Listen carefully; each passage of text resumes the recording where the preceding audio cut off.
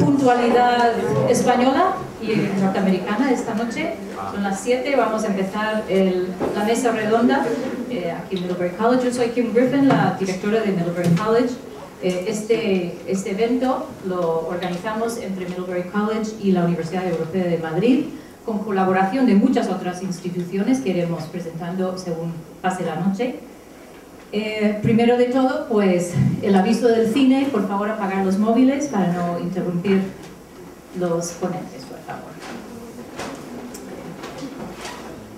Yo voy a decir unas cuantas palabras de introducción y luego ya voy a entregar la palabra a las personas, a los expertos, pero yo quería simplemente mencionar un par de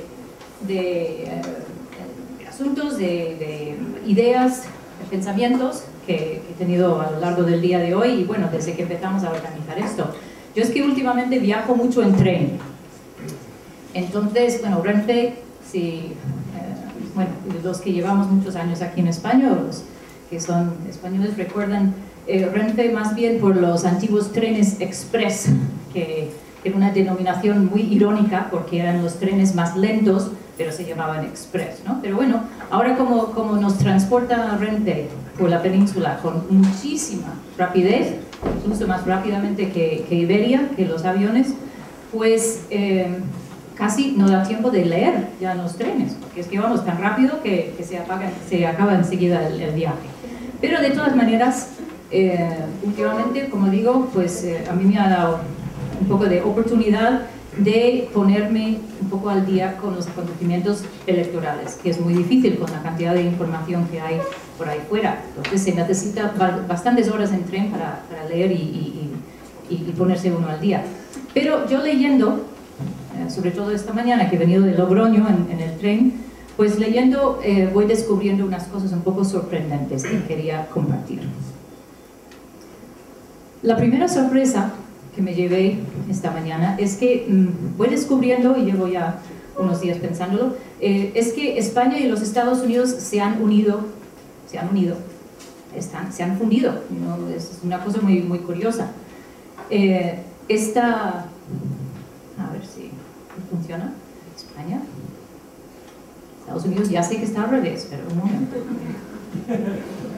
Se han fundido, se han unido por Florida y por Andalucía, por Cádiz, debe ser eso, ¿no? Por ahí. Esta rara unión, ¿no?, ha dado lugar a que los candidatos a la presidencia y los procesos electorales, pero sobre todo los candidatos, se han fundido en personajes duales. Por ejemplo, presentamos a Obama Zares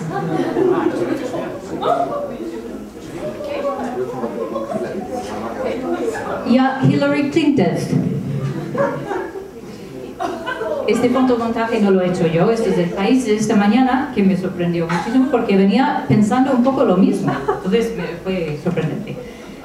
Yo me he puesto a pensar, viendo estas fotos esta mañana, que si tuviéramos que votar por uno de estos nuevos personajes híbridos, ¿a quién votaríamos? Como si la decisión no fuera difícil ya de por sí, ¿no? Con las cosas como están. ¿Votaríamos por un hombre que es una mezcla de Obama, Barack y Gaspar Llamazares? Interesante pregunta.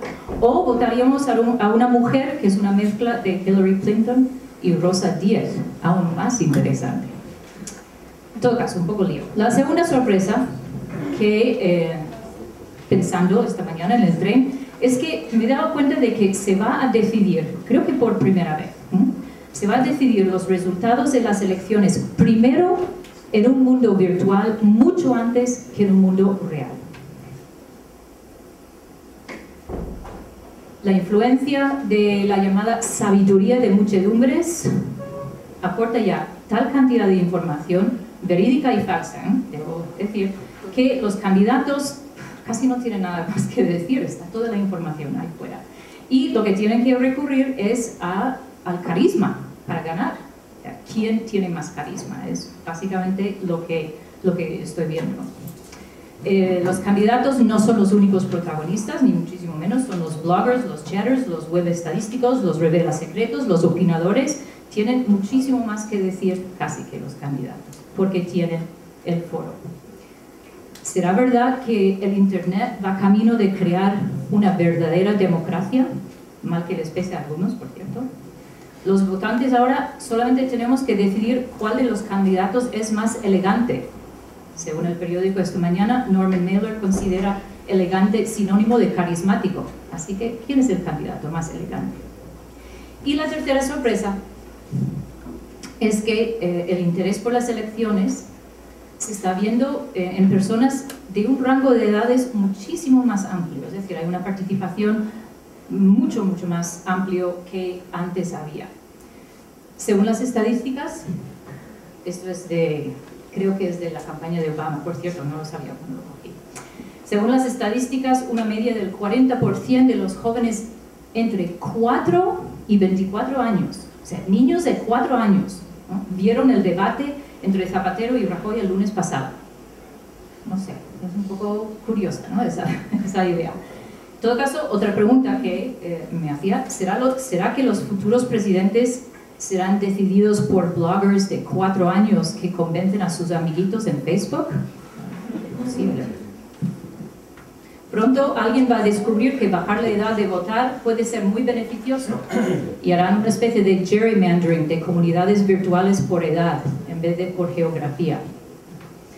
Pero estas reflexiones y sorpresas son meras frivolidades comparados con lo que vamos a escuchar aquí esta tarde. Muchas son las mesas redondas que se están celebrando en estos días en diversos foros. De hecho, ahora mismo me parece que había en Onda Cero un debate también sobre las elecciones en Estados Unidos y las elecciones en España. Pero yo creo, me atrevo a sugerir, que esta es la única que es binacional, bicultural y bilingüe. Las intervenciones serán bilingües en el verdadero sentido de la palabra. Cada persona puede y debe expresarse en el idioma de su preferencia. Se da por sentado que la mayoría de la gente aquí presente entiende por lo menos inglés y español, pero si hay que traducir alguna intervención lo podemos hacer. Y me dirijo a los alumnos de Middlebury College, que dada la naturaleza del foro y como medida excepcional se les libera a los alumnos de Middlebury College de su compromiso de hablar en español. Pero solo hasta las 0 horas de hoy.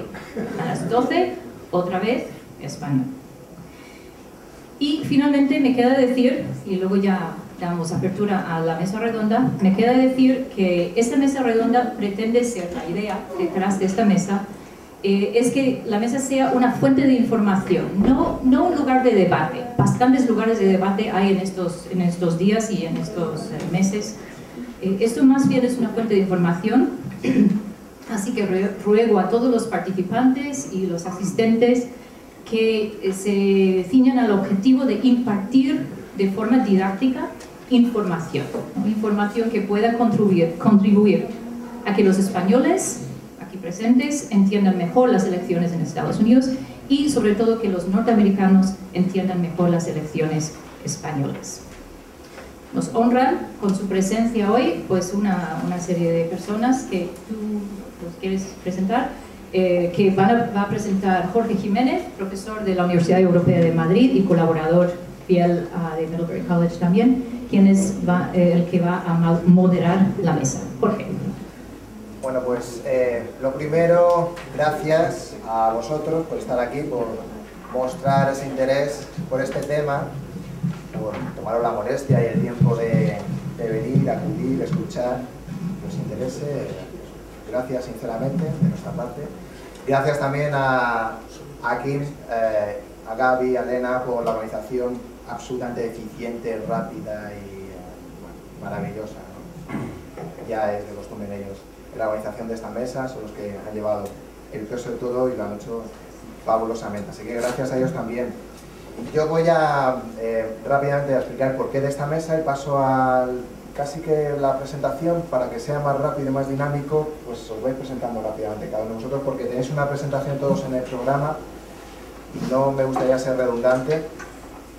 Entonces, esta mesa surge porque nos habíamos dado cuenta de que los españoles no no es que no conozcan, sino que tiene una serie de tópicos, estereotipos acerca del sistema estadounidense que a veces era preocupante, incluso en personas preparadas, con formación universitaria, dentro del mundo de la comunicación, y que los estadounidenses, sobre todo los residentes, los que venís aquí, os encontráis en un momento, digamos, un proceso electoral del que no entendíais nada porque muchas veces hacéis la comparación con el sistema norteamericano, con el que evidentemente tenemos bastantes diferencias, como ahora veremos.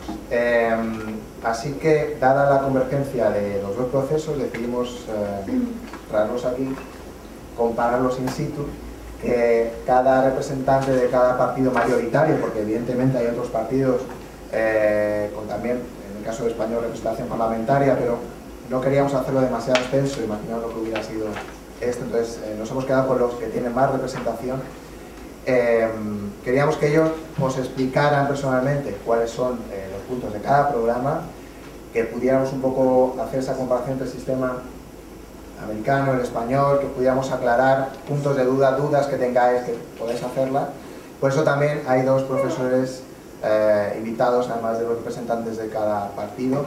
En este caso, el profesor Peredo, que es profesor de la Facultad de Comunicación de la Universidad Europea de Madrid y dirige un proyecto de investigación específico sobre las elecciones norteamericanas de 2008, muy enfocado a explicarlas a los españoles, y él nos podrá hacer un breve bosquejo de cuáles son esas particularidades entre los dos sistemas. Tomás también nos alumbrará sobre ese tema y hablará al respecto. Y bueno, luego ya tenemos los diferentes representantes de cada partido que yo creo que casi mejor que luego presentéis uno a uno. Así que, para no enrollarme más, vamos a intentar que sea muy breve, porque sobre todo nos interesa vuestra opinión, vuestras preguntas, que haya diálogo. Ese es el objetivo de esta mesa, y por eso es una mesa. Así que, sin más, no me enrollo, os paso al profesor Pérez. Buenas tardes a todos.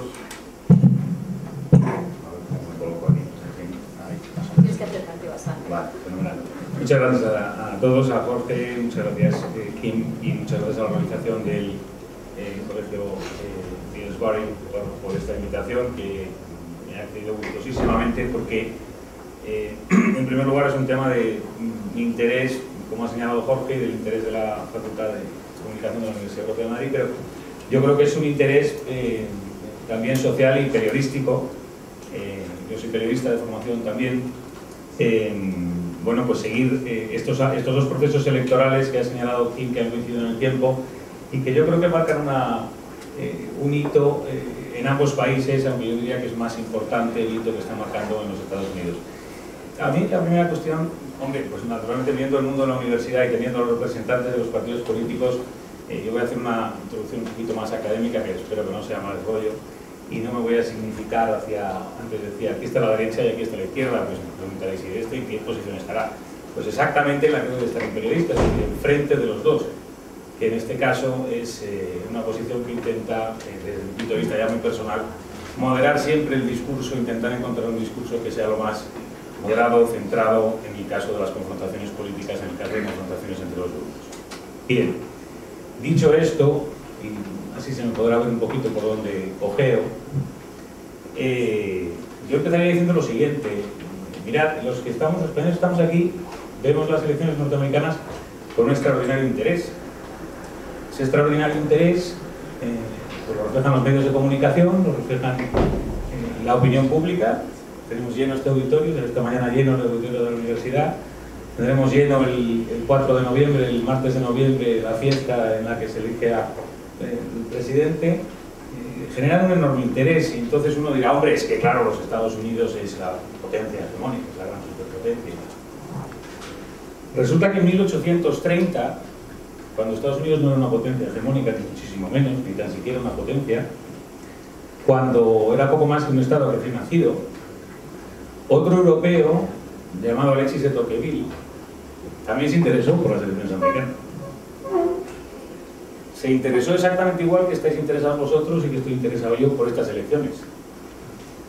¿Y qué es lo que le interesó a Alexis de Tocqueville en ese momento? Le interesó en su democracia, y lo plasmó en un libro básico para entender la idiosincrasia norteamericana, la democracia en América, se interesó por su democracia.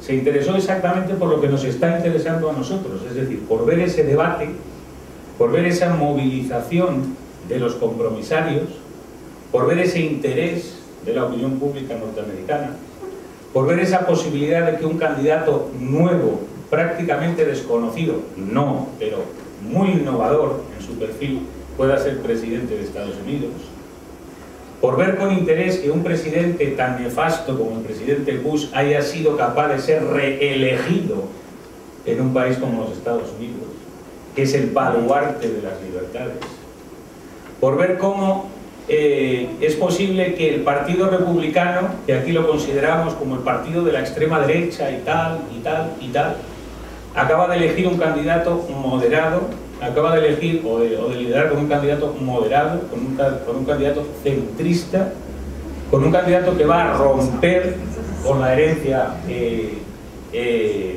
anterior del Partido Republicano, y cómo los Estados Unidos han sido capaces de, en un momento dado, dar un giro después del 11 de septiembre, que la historia valorará, que personalmente yo aquí y seguramente muchos de nosotros valoraremos de una manera muy negativa, pero que dio un giro en ese momento, y cómo ahora es capaz de dar otro giro absolutamente radical. Esto es lo que impresionó a Tocqueville, que los estadounidenses, que los norteamericanos se movían al unísono sin que hubiera una filosofía definida de movimiento, sin que hubiera un compromiso político de movimiento, sin que hubiera una responsabilidad de clase o una sumisión a la clase, sin que hubiera una sumisión ni tan siquiera al concepto de nación, aunque lo tienen, por supuesto, como lo tenemos todos. Eso es lo que nos produce admiración. En contrapartida, la democracia española, que es una democracia larguísima, es una democracia históricamente muy larga. Eso de que comenzó una transición no es cierto. La transición comenzó la última etapa de la democracia española, la reciente etapa de la democracia española, pero la democracia en España pues empieza empieza seguramente en las Cortes de Cádiz, o yo qué sé, en la tradición electiva de la monarquía visigoda, por ejemplo. Con esto quiero decir que los sistemas, siendo diferentes, fundamentalmente lo que les diferencia es que la tradición democrática norteamericana lleva 222, creo, años ininterrumpidos de funcionamiento, y la democracia española, que tiene aproximadamente la misma edad, lleva 222 años de periodos interrumpidos.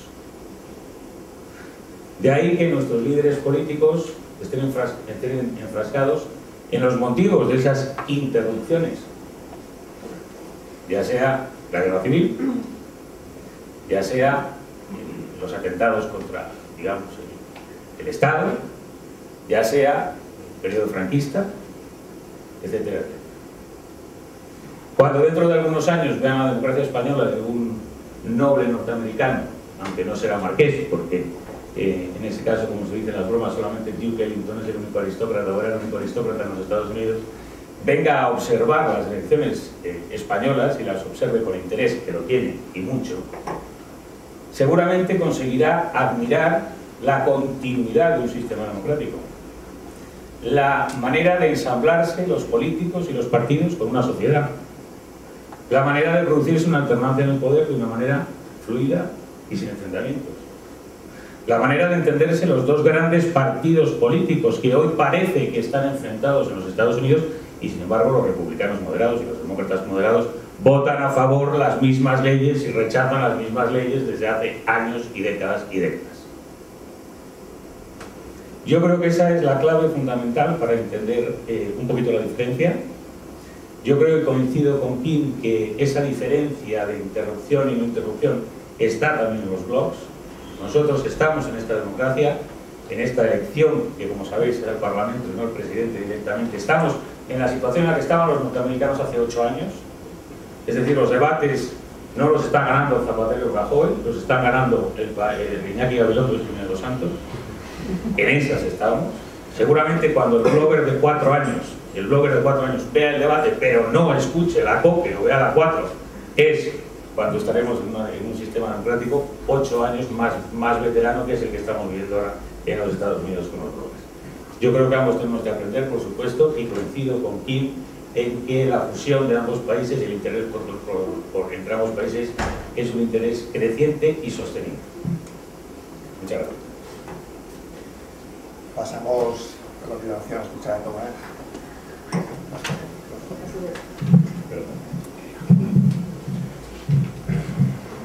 Pues a mí me toca una papeleta un poco más complicada, porque tengo que explicar una especie de anomalía que es entre los partidos políticos regionalistas en un país donde existe pues una polémica, un problema entre el gobierno central y ciertas regiones del país que defienden mayores niveles de autonomía y donde hay incluso grupos políticos que defienden la independencia del Estado español. Entonces, es una anomalía en un país como Estados Unidos, que es un auténtico melting pot y donde se han mezclado diferentes culturas, diferentes tradiciones, y de pronto han conseguido crear un nacionalismo que es capaz de unir a todos, como aquí todavía seguimos cuestionándonos si somos un país, si somos un Estado federal, si somos una confederación, etcétera, etcétera, etcétera. Yo os voy a explicar un poquito, el problema de esta última etapa de la democracia que decía mi amigo. Cuando se hace la Constitución española, después de la muerte de Franco en 1978, la Constitución nace con 2 miedos. En primer lugar, tiene un miedo a que haya demasiados partidos, un sistema multipartidista que no pueda funcionar. Todo el mundo está recordando la inestabilidad política en el periodo de la República Española. Pues del año 31 hasta el año 36 hay demasiados partidos políticos, diferentes coaliciones, no hay estabilidad política, y daros cuenta bien que cuando se celebran las primeras elecciones democráticas en 1977 hay 115 partidos compitiendo en mi país. Hablábamos incluso de los partidos taxi, donde los candidatos todos cambian en un taxi. Seleccionar un grupo de partidos políticos que puedan representar obligaba a los legisladores que hacen la Constitución del 78 a buscar una cosa muy importante: cómo que un grupo de partidos políticos más modelo europeo que el norteamericano y el anglosajón en general, que es bipartidismo, multipartidismo, un país pueda ser estable y gobernable con 5 o 6 partidos como mucho.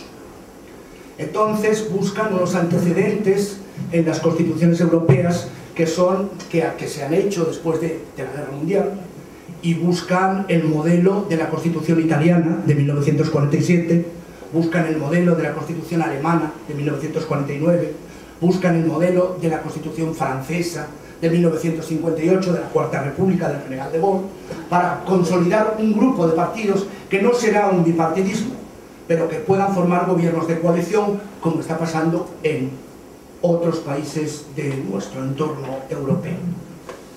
Entonces hacen una ley electoral en 1977, recordáis que las primeras elecciones fueron en junio de 1977, tratando exactamente de seleccionar ese grupo de 4, 5 o 6 partidos. Es un sistema proporcional donde va a haber más representación en el Parlamento que 2 solos, sino que va a haber 3, 4 o 5. Es un sistema proporcional electoral, pero corregido por la famosa Ley D'Hondt. La Ley D'Hondt es un político belga que hace un proceso de multiplicación para conseguir que los partidos más grandes tengan más diputados y que perjudica a los partidos más pequeños, para que el multipartidismo sea un multipartidismo razonable y que pueda funcionar. Pero claro, hay un problema. En ese momento, el gobierno, que es un gobierno de centro-derecha, es el gobierno de Suárez, tiene evidentemente un miedo de que en las ciudades, en los centros urbanos, el voto es más de izquierda, y en los centros de las regiones menos pobladas, más rurales, es más conservador. Entonces se hace una pequeña trampa. La pequeña trampa es que se establecen unas circunscripciones electorales que coinciden con las 50 provincias españolas y que se favorece mucho más a las regiones rurales y menos pobladas, que son más conservadoras, que las regiones urbanas donde hay más votantes. Pero de esta manera se está asegurando que la transición de la dictadura al futuro sistema democrático, que todavía no estaba muy definido, se pudiera hacer de una manera razonable y pacífica, porque entonces teníamos muchos fantasmas encima, empezando por los militares y acabando por muchos más. Entonces se establece un sistema que favorece demasiado a los rurales, y por eso, por ejemplo, al PSOE, que tiene su mayor parte de votos en las zonas urbanas, le cuestan mucho más electores, mucho más votos electores que al Partido Popular, que tiene más votos en las zonas rurales, el conseguir un escaño. Y el que hace más el ridículo, y perdonadme por la expresión, es la pobre Izquierda Unida, que es el tercer partido más votado, y el resultado es que se quedan con una representación muy pequeña. Con lo cual, se favorece a los partidos, al Partido Nacionalista Vasco, se favorece al Partido de la Convergencia y Unión, a Esquerra Republicana, y tenemos un espectro político donde, por ejemplo, os doy un ejemplo para que os deis cuenta que es tremendo. Izquierda Unida en el año 2004 tiene 1.284.000 votos a escala nacional. Tiene el doble que Izquierda Republicana de Cataluña, el triple del Partido Nacionalista Vasco, y además tiene 500.000 más que Convergencia y Unión. Y sin embargo, en el Parlamento Español, en la Izquierda Unida solamente tiene 5 votos, mientras que hay 8 votos, hay 8 parlamentarios de Izquierda Republicana de Cataluña. Del PNV, en el PNV hay 7 y Convergencia y Unión 10. Con lo cual estos partidos se convierten en fundamentales ahora en un momento en que no hay mayorías absolutas. Y cuando no hay mayorías absolutas, si gana el PSOE y no tiene más que 15 escaños o 16 escaños, porque los viejos tiempos de las mayorías absolutas que conseguía Felipe González, que conseguía Aznar en la segunda elección en el año 2000, ya no existen. Son 15 diputados de diferencia, 16. Los partidos que ganan las elecciones con minoría tienen que pactar con esos partidos que se convierten en árbitros de la situación política. Y empezamos a tener ahora una coordinación entre el bloque nacionalista gallego, el Partido Nacionalista Vasco e Izquierda Republicana de Cataluña, que van a coger al partido que salga, sea el PP o sea y lo van a debilitar. Entonces estamos en una situación completamente diferente de la americana y es muy difícil establecer paralelos. Entonces, ¿qué va a pasar? Lo veremos el día 9. Gracias. Muchas gracias, Tomás. Pasamos ahora el turno a Alina Oseri. Alana Oseri. Hello everyone. We'll switch to English now. I'm going to move this. We have a few Americans here. Can I ask, of the Americans who are here, who voted in the primaries? Did we vote? Oh. Okay, well I hope by the end of this I convince you all to participate in the general election. And what I'd like to kind of note as a theme for this is participation. I think this is the most important thing we can do. We absolutely have to participate. It's the only way we have a voice, and it's the only way democracy works. I'm an activist. I'm a volunteer organizer. I'm the president of Democrats Abroad in Spain. I got involved in 2004, actually right after the Spanish election, because I felt that if change could happen here, then we could make a change in the American government as well. And I got involved. I worked my heart out for the next few months, and well, we didn't win, but we kept going. And it's been a tremendous experience, and to see how much participation is happening this year and how excited people are about the Democratic primary in the United States. I'll tell you a little bit about the Democratic Party. We've been a party for more than 200 years. We are the party representing the interests of the working families, fighting for equal opportunities and justice for all Americans. In 2006, we promised to address 6 important issues in Congress. Those issues are honest leadership in government, open government, In the first 100 days, we actually worked to replace the Republican culture of corruption, managed to pass some reforms, specifically to ban gifts, meals, and travel funded by lobbyists. Those of us who study the system know that lobbyists play a very important role. It's very important to limit their power. Energy independence is another very important goal of ours.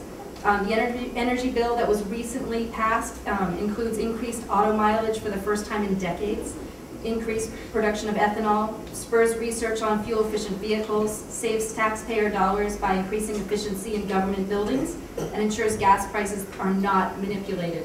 The third issue is health care that works for everyone. As we know, this has been a very important issue between the two candidates, Barack Obama and Hillary Clinton. In the most recent debate, it was a very contentious issue. But Democratic Party is very deeply committed to everyone having affordable health care.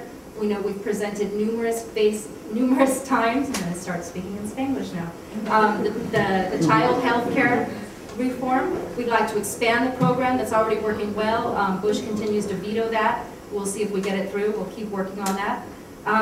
We're also committed to real security. We want to protect Americans at home and lead the world by telling the truth to our troops, our citizens, and our allies. We believe that national defense is both tough and smart, recognizing that homeland security begins with hometown security. And both our candidates also have very strong plans to how we're going to get our troops out of Iraq. Economic prosperity and educational excellence. We have recently worked with Republicans to pass a bipartisan plan, not just tax cuts, but real help for the middle class. We've seen 7 years of just tax cuts not working. I think we can say safely that we know that doesn't work now.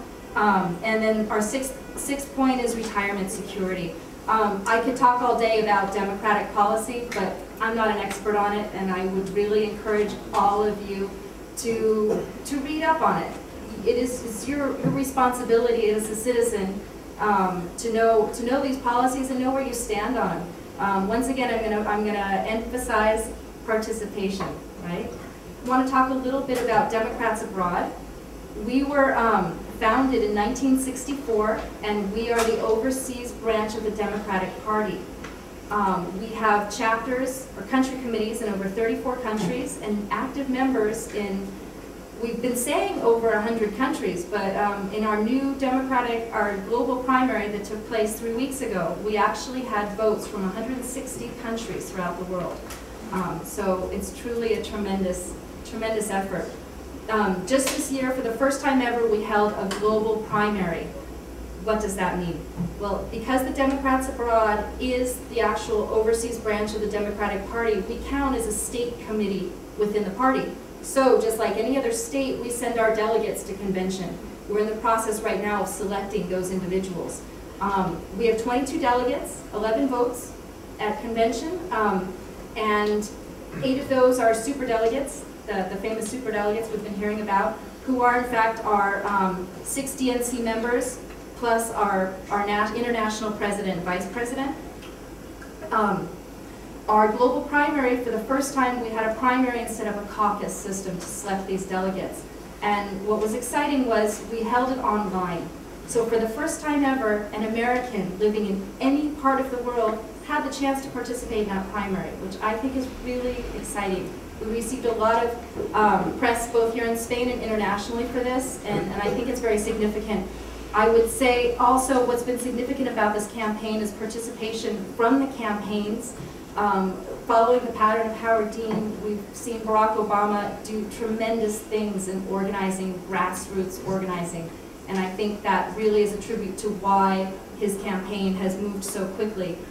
Hillary Clinton's campaign has also done the same thing, a lot of online organizing, but not in the same way Barack Obama's campaign has done, which has been a real a new thing. It's engaged young people, which we're thrilled to see, and it's been a very special part of this primary. We've had double the participation in the Democratic primaries that we had in 2004. And just here in Democrats Abroad in the past month, we've doubled our membership. We're looking to have all of you students who live here involved as well, and we have a group that's open to everyone. We want you to come out to our events and participate. On the flyer you have tonight, you have our webpage where you can sign up and you can get involved. You can put any information you want on our website because it's an open, participatory type of website. And I'd just like to finish off by saying I personally invite all of you to get involved in this campaign. Whether you are a Democrat or a Republican, this is your country and your responsibility to get involved how you can. There's many ways you can. Join your party, go to events, join a Facebook group, start a Facebook group, get your friends to vote, whatever it takes, but do something, get involved, get engaged. Thank you. Muchas gracias, Alana. Me quedo con la idea de la responsabilidad ciudadana, rescatarla luego y debatir sobre ella. Seguimos por la derecha, por la izquierda. Sí. Juan es el representante del PSOE y creo que nos vas a hacer una pequeña pregunta. Bueno, buenas tardes a todos. Muchas gracias por venir y muchas gracias por invitarme a la organización. Gracias, Kim. Me sorprendió un poco cuando decía, tenemos aquí unos expertos. Yo decía, bueno, tengo 23 años, espero todavía no ser un experto. Pero bueno, muchas gracias por la invitación. Entonces, a mí lo que me tocaba era hablar un poco del programa del partido político, el Partido Socialista Obrero Español, y también un poco el posicionamiento ideológico. He preparado unas transparencias, prometo no tardar más de 5 minutos, aunque tenga las transparencias, y si quieres empezamos ya con la primera. Primero quería empezar con el posicionamiento ideológico del PSOE. Para que os hagáis una idea, el Partido Socialista es un partido que tiene 128 años de historia y es un partido históricamente de gobierno. Supongo que es el partido central de la democracia, de la actual etapa de la democracia, es decir, desde que se hizo la transición española, el Partido Socialista ha gobernado en 5 legislaturas y por lo tanto ha sido el partido que durante más años ha tenido responsabilidad de gobierno. Esto es muy importante a la hora de elaborar los programas electorales, ya que el PSOE tiene un amplio conocimiento sobre qué es gestionar un país, sobre qué es tomar decisiones y por lo tanto a la hora de hacer sus programas electorales puede afinar bastante más estas propuestas. El objetivo fundamental desde el punto de vista ideológico del Partido Socialista tiene una doble vía. Primero, conseguir la libertad individual de todos los ciudadanos, eso sí, a través de la igualdad equitativa de oportunidades. Estas son las dos posiciones ideológicas más fuertes que tiene el PSOE. Libertad individual de los ciudadanos, ahora bien, con igualdad de oportunidades. Las herramientas que tenemos: construir un país que sea fuerte, que ayude a proteger a sus ciudadanos y que sea un país generador de oportunidades. Pasamos, Kim, si quieres. ¿Cómo se potencia el objetivo de la libertad individual? Ampliando los derechos sociales de los individuos. Digamos que esta es la vía con menos coste económica, porque es una vía de ampliación de derechos. Y aquí nos encontramos con que históricamente ha sido el Partido Socialista el partido que ha tomado las decisiones de ampliar los derechos sociales de los ciudadanos. Tenemos la ley del divorcio, la despenalización de algunos supuestos del aborto, recientemente la ley que permite el matrimonio entre homosexuales y toda la cuestión relativa a la libertad religiosa. La segunda pata ideológica sobre la que se sostiene el posicionamiento ideológico del Partido Socialista, decíamos que era generar una igualdad de oportunidades. Es decir, lo que queremos los socialistas es que cada cual pueda actuar libremente y pueda poner su esfuerzo y sus capacidades a su propio servicio. Ahora bien, que todos partan de una igualdad de oportunidades. Esto, como veremos, va muy ligado a la universalización de derechos y muy concretamente a la universalización del derecho de la educación. Es decir, que cada cual pueda llegar hasta donde su capacidad, su esfuerzo, su trabajo y su energía le permita. Pero para esto es necesario que haya una serie de derechos que estén universalizados.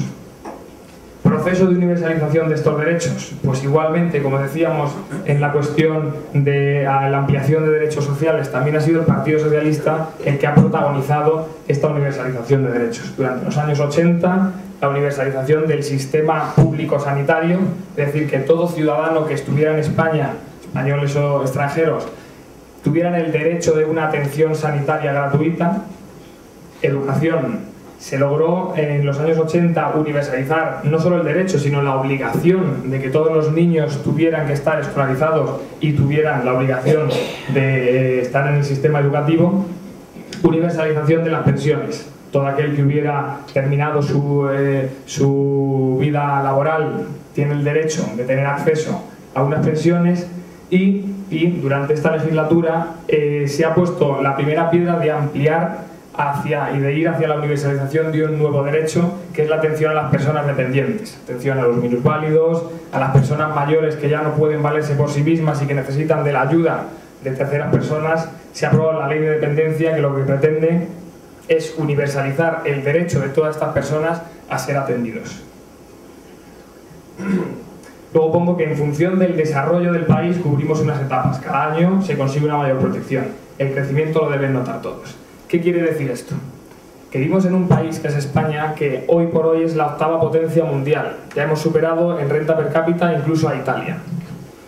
Con lo cual, tenemos en un país que ya puede exigirse a sí mismo el generar derechos universales, como estos que estamos hablando. Estamos en un país en el que ya nos tenemos que obligar, como país, a tener una estructura suficientemente fuerte como para que todos nuestros ciudadanos tengan derecho, independientemente de los recursos económicos de los que puedan disponer, a educación, a sanidad, a pensiones y a sistemas de atención a dependientes. ¿Por qué? Porque ya tenemos esa capacidad económica, ya estamos en un nivel en el que nos lo podemos y nos lo debemos exigir.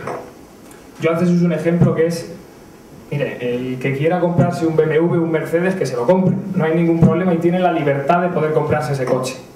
Los que no tengamos ese dinero tendremos que comprarnos un Renault Clio o un Citroën Sara, como tengo yo. Ahora bien, en un país como España ya no podemos permitir que ninguna persona, por muy multimillonaria que sea, tenga una mejor sanidad que aquel que no lo es. Eso es lo que ya estamos en un punto en el que no podemos permitir con ninguno de estos derechos de los que estoy hablando. Propuestas electorales. Os he traído un resumen del programa del PSOE que se llama 100 motivos, que creo que están por allí en la mesa, luego si queréis coger.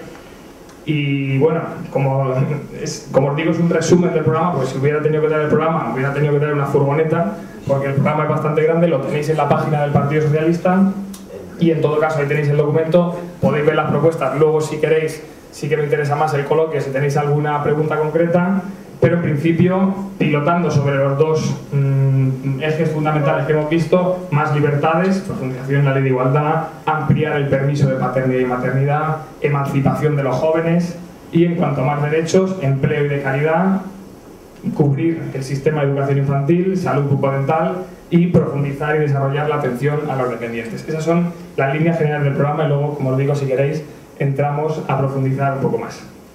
Os he puesto un apartado al margen, que es política exterior, donde los dos ejes fundamentales del gobierno de Zapatero han sido durante esta legislatura y van a seguir siendo en el futuro, son paz y cooperación. Primero paz, huir de guerras ilegales, de guerras injustas, y cooperación, ayudar a los países que lo necesitan. Sabéis que se ha multiplicado por 2 la ayuda a cooperación y desarrollo que destina el gobierno de España, sobre todo a los países de origen de la inmigración que llega a España, que es un fenómeno social nuevo que tenemos que atajar, entre otras, con esta vía, y por lo tanto en política exterior esos son las dos normas fundamentales: paz y cooperación. Entonces, conclusión: España está en una situación de crecimiento económico. Hemos crecido durante esta legislatura al doble que Europa, al doble que Estados Unidos, un 3,8 de media. Esto tiene que conllevar mayores oportunidades, más libertades y, en política exterior, como decía, la paz. Y nada más, muchas gracias y luego charlamos. Muy bien, muchas gracias, Juan.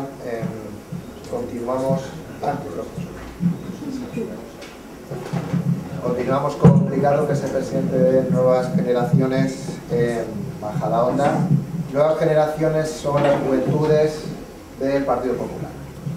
Así que cambiamos de lado, a mi izquierda, o sea, a la derecha.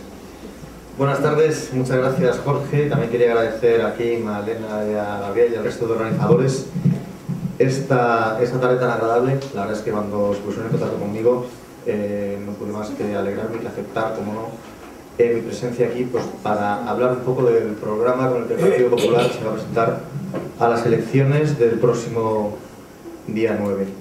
El Partido Popular, vosotros sabréis, es una formación política de centro. Defendemos los valores de la libertad, la igualdad, la concordia y la justicia, impulsados en la España constitucional.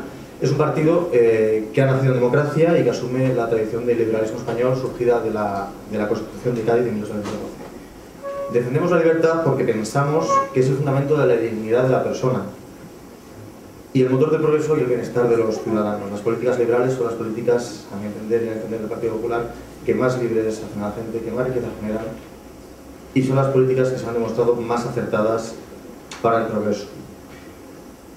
No voy a extenderme mucho porque 5 minutos dan para muy poco. Luego, quien quiera conocer nuestro programa electoral con sumo detalle, al igual que Juan, yo os he dejado algo de material en la mesa que tenéis en la entrada. Tengo aquí en el formato informático el programa electoral del partido y luego en el turno de preguntas intentaré responder todas aquellas que surjan, o si no después, fuera del acto, pues me tenéis a vuestra disposición para cualquier cosa que queráis comentar. Como os decía, el programa del Partido Popular para estas elecciones generales se puede fundamentar en 10 puntos básicos. El primero de ellos sería derrotar al terrorismo, lograr la derrota definitiva de ETA, y para ello nuestro candidato Mariano Rajoy se ha comprometido el día después de que llegue a la Moncloa, primero reunirse con las víctimas del terrorismo y proponer al Parlamento español una declaración institucional para impedir toda negociación política con grupos terroristas y con los grupos políticos que los apoyan.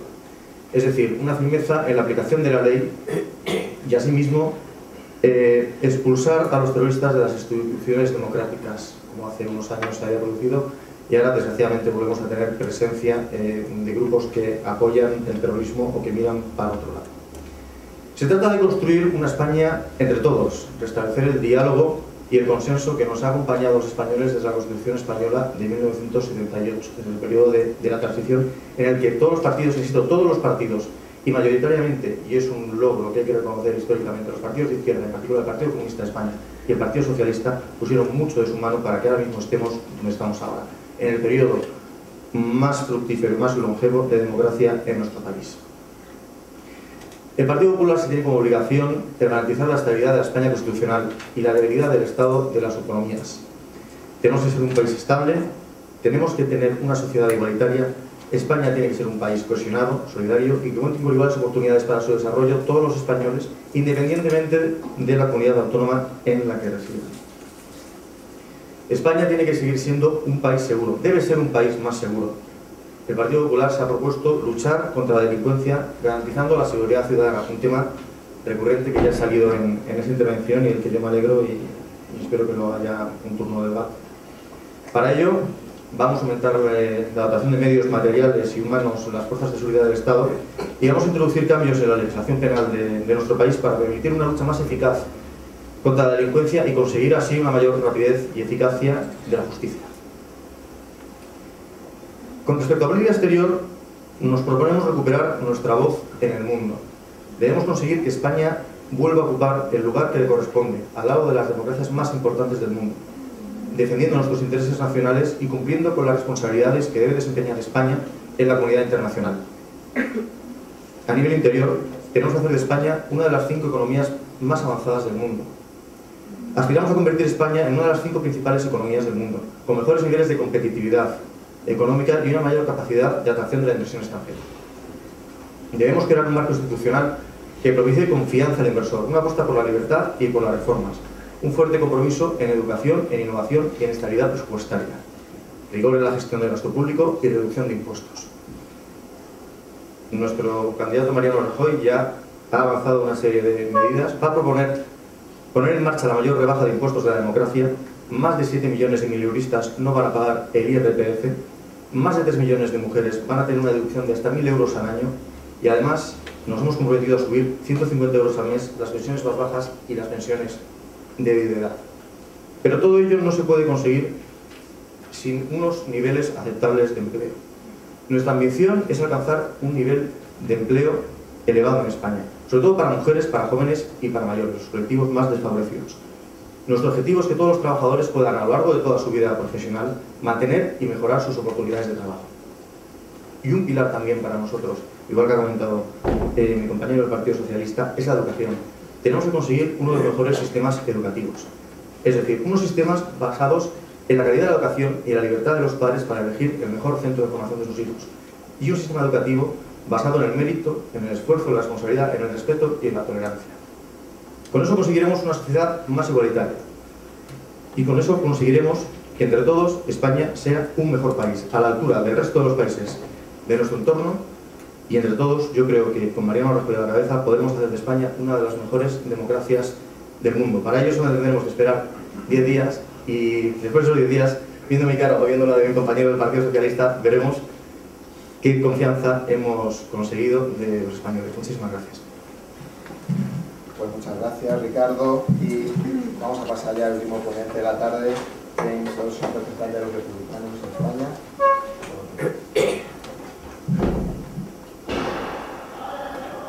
Good evening, ladies and gentlemen. My name is Jim Dodson. I've been living here in Spain 27 years, and I'm a Republican. Still. Some of the things I'm going to say to you tonight in the brief time that I have, I do not think you're going to like to hear. I don't think you're going to like to hear because I believe that I'm speaking to a hostile audience. And that's all right. Most of you are in college and university. You're juniors, seniors, graduate students. And for the most part, are liberal-minded.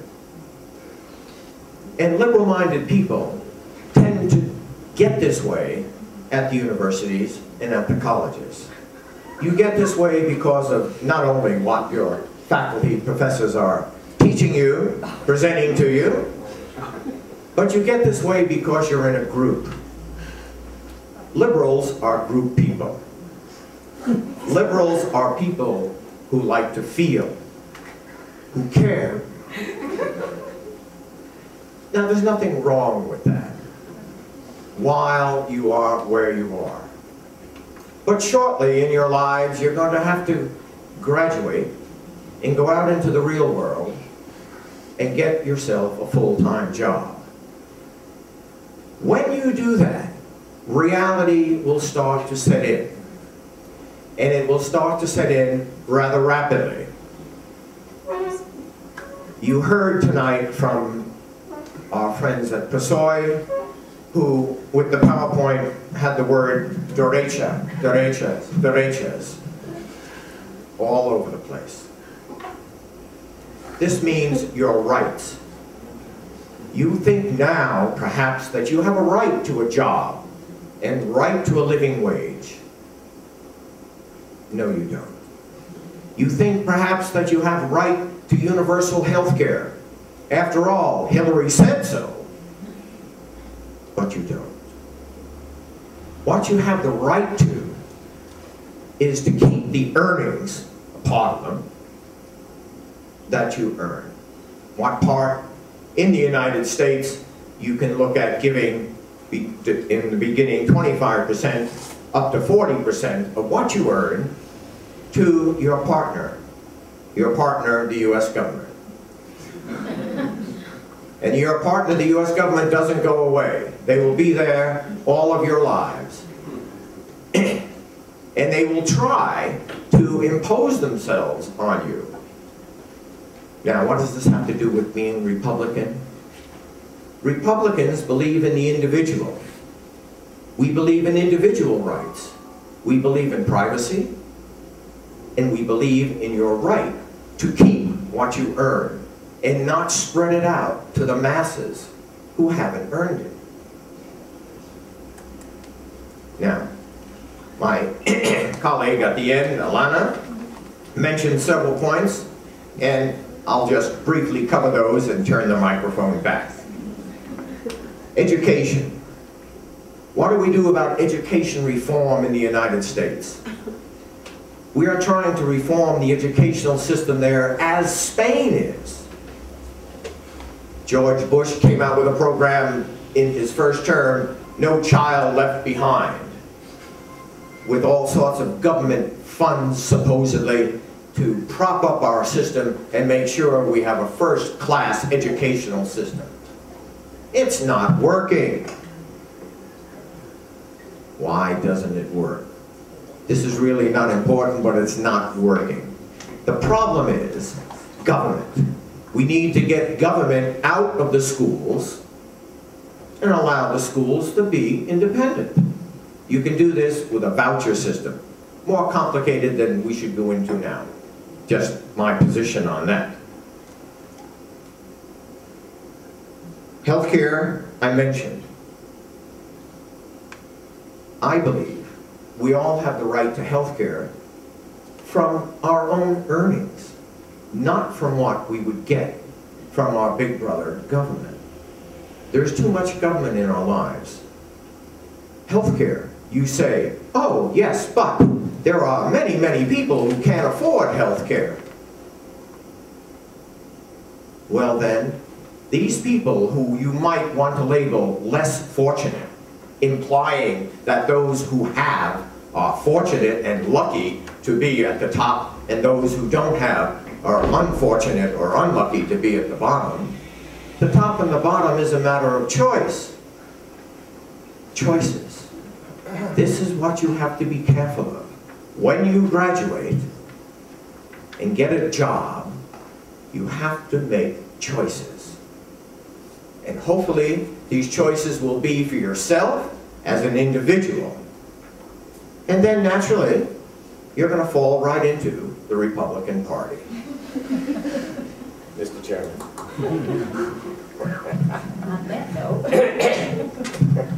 Bueno, muchas gracias, James, por animar el debate, la discusión y, en fin, por la puesta en escena. Yo me quedo con algunas ideas básicas que hemos cruzado y que son recurrentes. La primera es la mención que han hecho todos los profesores, bueno, casi todos, al individuo, a la individualidad y a la libertad individual. Que es una idea, yo creo que nueva en España históricamente, estáis de acuerdo relativamente, o digamos que al individuo, al español de la calle, esta idea le empieza a sonar hace relativamente poco, y que los responsables históricamente de eso seguramente sean los Estados Unidos. Pero sin embargo es paradójico que todos los partidos hagan mención, ¿no? Somos defensores de la libertad del individuo.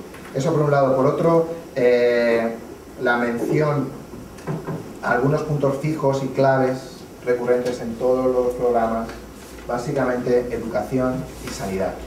En el caso de España parecen más intocables, parece casi que forman parte ya del Estado, de la nación, del país, son en alguna manera intocables, se pueden readaptar, pero el derecho a la sanidad y la educación parece que por los dos partidos mayoritarios está garantizado. En el caso de Estados Unidos todavía hay un proceso de adaptación, de reubicación a ese respecto, pero son temas, como vemos, también comunes, recurrentes, que preocupan a cualquier persona de la calle, tanto aquí como allí. Y luego algunas ideas que han salido que también son importantes. Tomás, por ejemplo, ha mencionado algo que no es baladí. El sistema curioso que tenemos en España, ¿no? Que por cierto en las fotocopias tenéis más información sobre cómo funciona la ley de ON. Podéis ver algunos ejemplos que últimamente está empezando a cuestionarse seriamente. De momento no por los dos partidos mayoritarios ni por los pequeños que tienen representación, pero sí por partidos que no tienen aún representación parlamentaria. Parece que es algo que está en la calle, parece que es cuestión de tiempo, seguramente que eso cambie por la evidente injusticia, a mi parecer, del sistema. Por otro lado, me ha llamado también la atención en el caso de James esa llamada contra los colleges y los tengo que entrar al trabajo, he puesto la muleta y todo, y contra la formación que reciben de sus profesores. Y yo creo, decime si estoy equivocado, que hay algunos paralelismos también con la situación, decía antes, contaba Tomás, cómo el sistema actual español se hizo pensando en que hubiera una representación de la derecha y la izquierda basada en la representación en lo rural y en la ciudad, ¿no? El territorio más que del votante. más que ciudad. Bajo esa premisa, la derecha tendría más éxito en el mundo rural, en el campo, y la izquierda más en la ciudad. Yo creo que esa idea también se toma un poco, tiene que ver con lo que comentaba ahora James, ¿no? La idea de que la ciudad, la idea del, digamos, donde se hospedan las universidades, donde existe un poco de esa prevención que existe por cierta parte de ciertos partidos conservadores, ¿no? Hacia esa idea también de la ciudad, de lo moderno, de la renovación.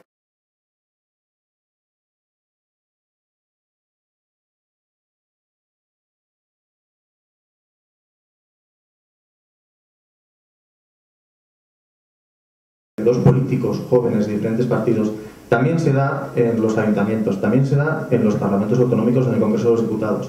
Lo que pasa es que siempre, digamos, que tiene más atracción de cara al espectador o al oyente sacar los momentos más agrios o más tensos de una sesión parlamentaria, y ahora en época electoral pues lo que vende que sale en el telediario de los debates, pues el insulto, la descalificación, los gestos, las risas, es decir, yo creo que es un poco lo que se sale de la tónica. España yo creo que está preparada para tener unos políticos que se lleven bien. Hay políticos que se llevan bien, evidentemente también hay políticos que se llevan mal, y yo creo que tenemos que avanzar un poco más. Es decir, no es que hayamos dado una lección de convivencia, no voy a utilizar la palabra talante, voy a hablar de convivencia, de educación y de respeto, pero es que yo creo que esa es la normalidad, porque al fin y al cabo estamos hablando de personas normales que nos dedicamos a esto porque nos gusta, y que desde el principio, cuando militas en el partido político, militas en cualquier partido político, lo primero que aprendes es a ser tolerante con las ideas de los demás y a respetarlas como las tuyas. Muchas gracias.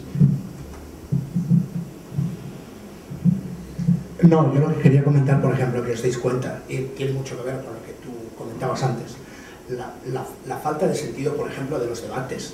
El debate del otro día entre Zapatero y Rajoy, que aparte que había momentos que me pareció muy molesto y eran muy tensos y eran muy crispados los dos y poco flexibles. ¿Cómo se puede hacer un debate donde no hay periodistas y personas que puedan preguntar? Nos falta flexibilidad, somos una democracia demasiado joven, todavía le falta aprender a conducirla, y entonces tenemos una serie de fallos que lógicamente son normales porque somos demasiado jóvenes, son solo 30 años, y hemos tenido 40 años de dictadura y hemos tenido montones de irregularidades antes. Entonces, que poco a poco esto se vaya haciendo, pues con el ejercicio de ver a políticos jóvenes ejemplarmente tratándose como los caballeros. Eso es bonito para ver, pues, a un profesor de historia o otro profesor de historia. Pero quiero deciros que es tema de que nos falta esa tradición y esa cosa británica de saber respetar al otro, que esa crispación que a veces tratan de dar por encima incluso de las propias personalidades de los dos, porque yo no creo que Rajoy sea tan agresivo como a veces pudo parecer el otro día. Lo que pasa es que pues, el Partido Popular en algunos momentos ha sido muy insistente, especialmente con dos personajes que a mí me son particularmente desagradables, que son Zaplana y que son Aceves. Pero también tenemos personajes del PSOE que son vergonzosos, pero no quiero decir más. Y está más cerca que yo y es más joven. Bueno, yo, en fin, como hace falta un periodista, por lo que veo, para que se anime a lo mejor un poquito el debate, vamos a hacer alguna observación a los programas electorales que han presentado los políticos. Por cierto, les felicito a todos porque verdaderamente ha sido una exposición brillantísima, cargada de sentido común y cargada además de retórica excelente. Fijaros que nada más levantarse Juan me ha tocado el hombro como diciendo tranquilo, tranquilo, que yo te lo soluciono. Bien, dicho esto, por ejemplo, yo le diría al señor James Dobson, ¿cómo nos podemos explicar? Nos ha hecho entender que el ciudadano, el votante republicano, lo que va a hacer el Partido Republicano, lo que va a hacer es gastar menos dinero, que el gobierno sea menor, que el gobierno sea más débil en el sentido económico, en el sentido del gasto, porque tiene más dinero el ciudadano. Bueno, yo me preguntaría entonces los gastos militares que el Partido Republicano en los últimos años ha elevado y que en otros momentos de la historia ha elevado, no lo considera como un gasto del gobierno. No es ahí donde se debe de reducir precisamente el dinero, por ejemplo. Yo diría en el caso de, por ejemplo, el Partido Socialista, que acaba de representar Juan. Querido Juan, la libertad religiosa, estamos hablando de la libertad religiosa, pero por favor, si la libertad religiosa en España existe desde hace muchísimos años. O sea, que estamos haciendo un programa, que estamos reivindicando algún derecho que hemos conseguido ya, nada menos que en el franquismo, nada menos que en el franquismo, vamos a conseguir la libertad religiosa. Bueno, yo le diría a la candidata demócrata, votar es una responsabilidad. Os animo también, desde mi punto de vista totalmente fuera del debate, a que votéis. Es un derecho. A ver si vamos a ser como en Atenas, donde votar era una obligación, donde participar democráticamente era una obligación. Lo que es una irresponsabilidad es votar a un candidato que no lo merece. Y al compañero del Partido Popular también en su brillante observación, hombre, no, la prensa no es la que fomenta, no, son los políticos los que fomentáis ese debate muchas veces agrio que aquí no se ha producido. Muchas gracias. Hay preguntas, pero hay que meterse ahí aquí.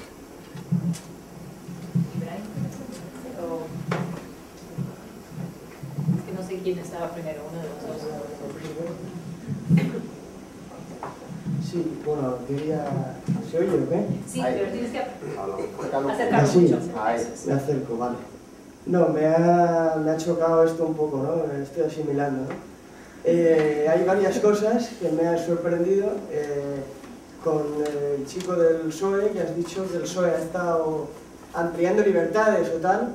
Que yo sepa, las mujeres tienen derecho a voto en España desde el 33, gracias a la derecha, por ejemplo, a Alejandro Lerroux y a Gil Robles, tal.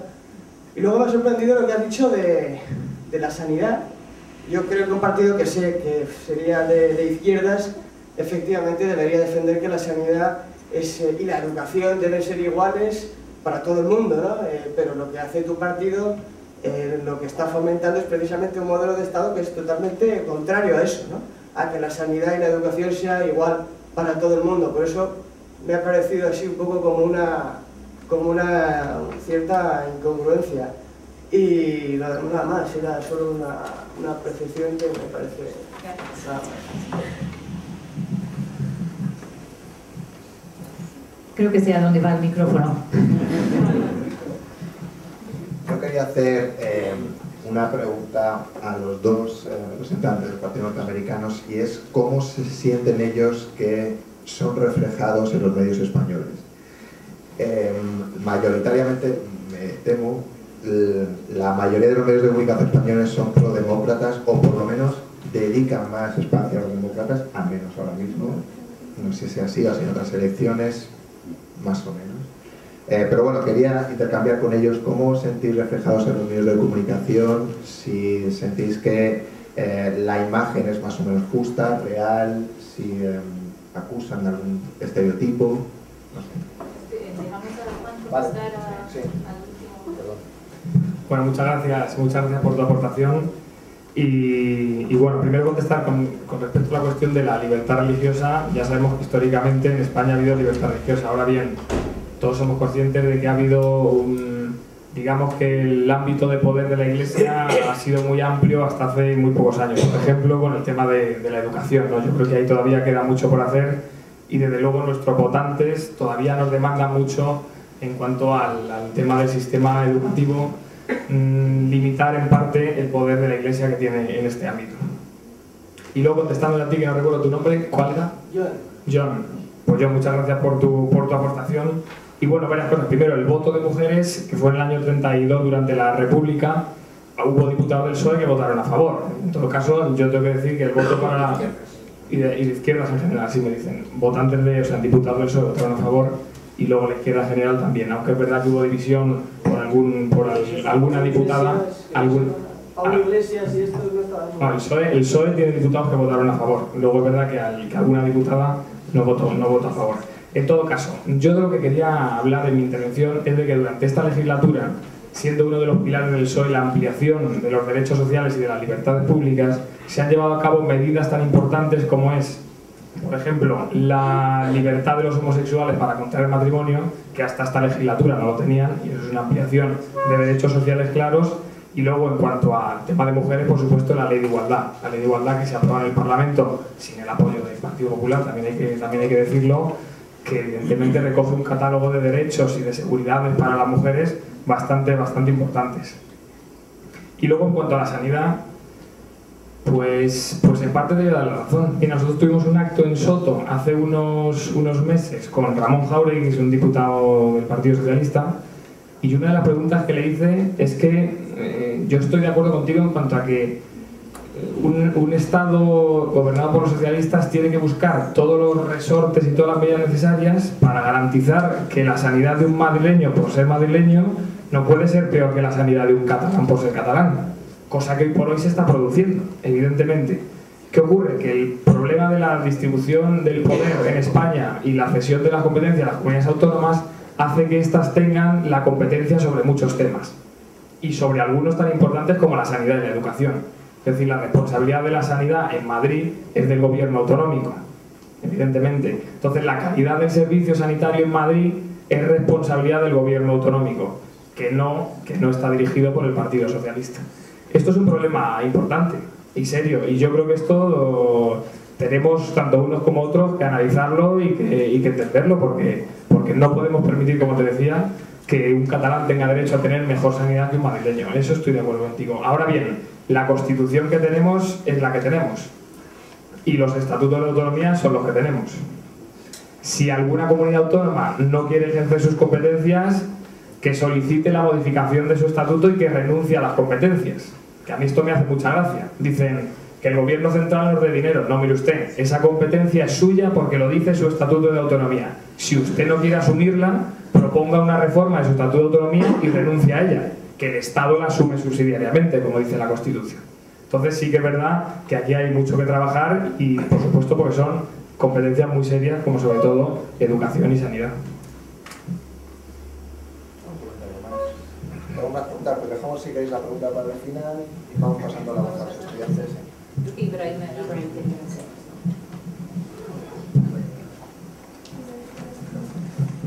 Hola, me gustaría decir gracias a todos por venir. My question's aimed at Mr. Griffin. Yeah, you've made the comment earlier that, first of all, I like your word "a." Yeah. Mr. Dodson. Sorry, Mr. Dodson, I apologize. You made the comment earlier that the Republican Party was for the individual right. On paper, I could agree with this, but during the past 8 years, I've seen an erosion of the middle class. I've witnessed also an erosion of basic human rights, which I feel, I don't see how the party could represent at this point in time the individual right, when right now in Congress, for example, we have bills being pushed through for government to be able to work hand in hand with telephone companies to tap into our conversations, which I'm sure everyone in this room would agree is something that's private and it is an individual right to be able to hold private conversations, unless perhaps there is evidence that you are working with different organizations that are planning to attack the United States or democracy overall. I did use the wrong term there, aim. I don't feel like perhaps some of the other students, as you said, hostile towards the Republican Party. It is a party that we've had great leaders come from in the past. It's Abraham Lincoln, who's credited with bringing the Union back together after the Civil War, as well as Reagan for ending the Cold War. But at this point in time, I don't want to put all the blame on Bush or President Bush, but like quarterback of a football team was losing, he's going to receive all of the blame. And I'd just like your comment on this. How do you feel about the direction of the Republican Party right now? Because for a party that supposedly stands for independent right, I don't see the correlation between being against abortion and homosexual marriages. You did bring up the point of health care and things like that, but also this is a problem that I see in not only Republican candidates, but with our Democratic candidates as well. I think we're avoiding the bigger question overall, but yeah, that's my question towards you as well as a comment. Thank you.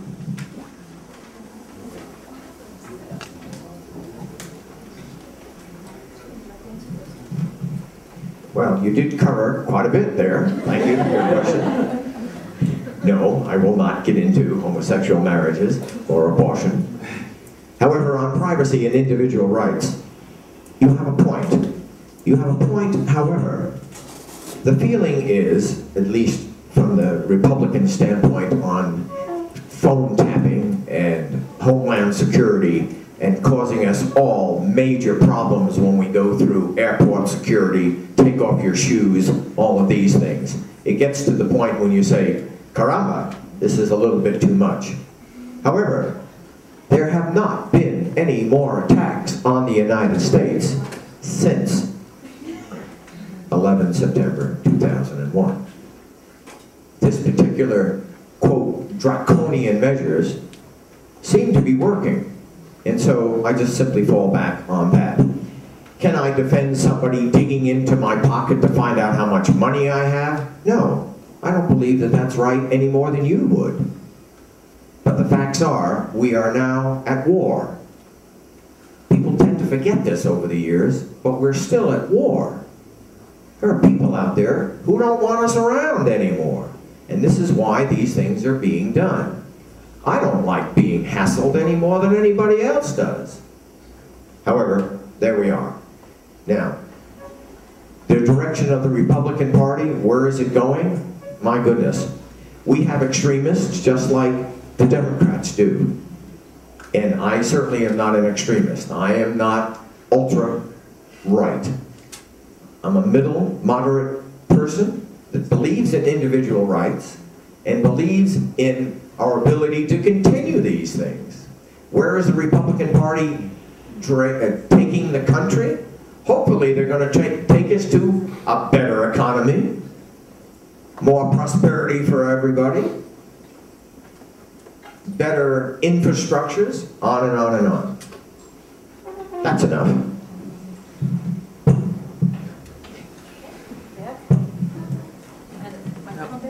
Where?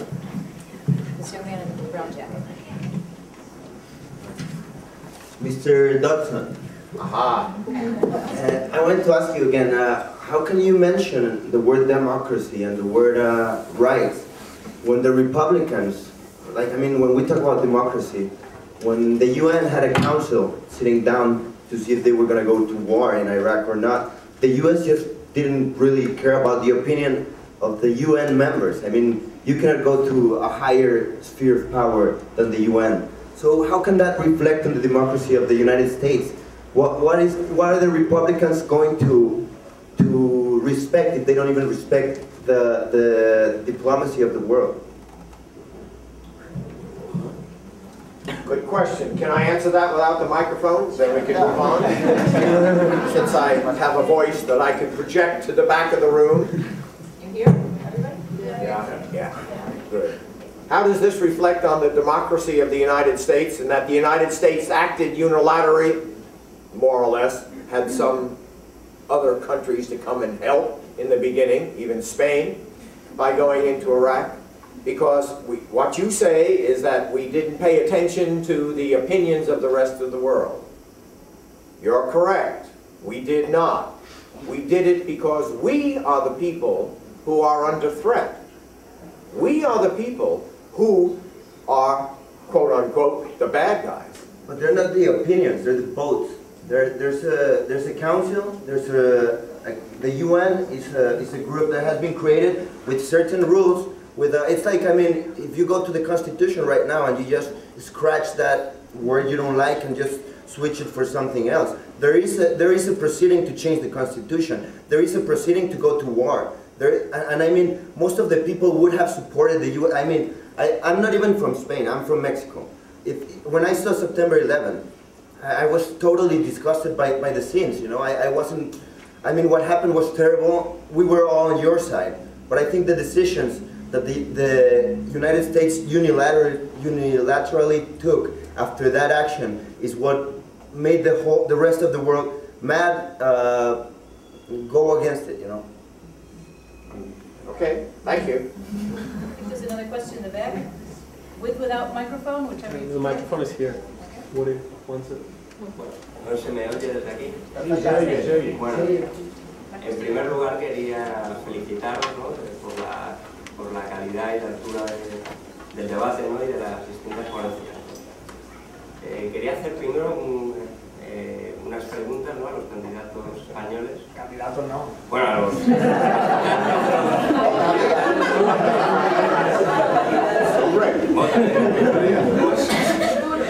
Otros candidatos.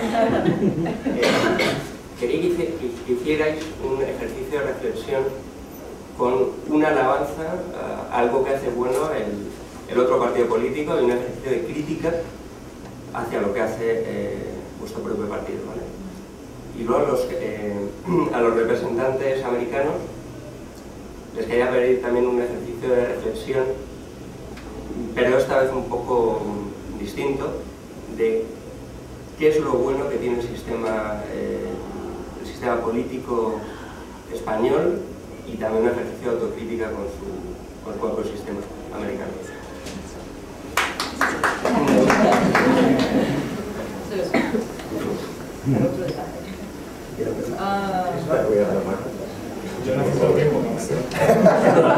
Mientras llegue el micrófono,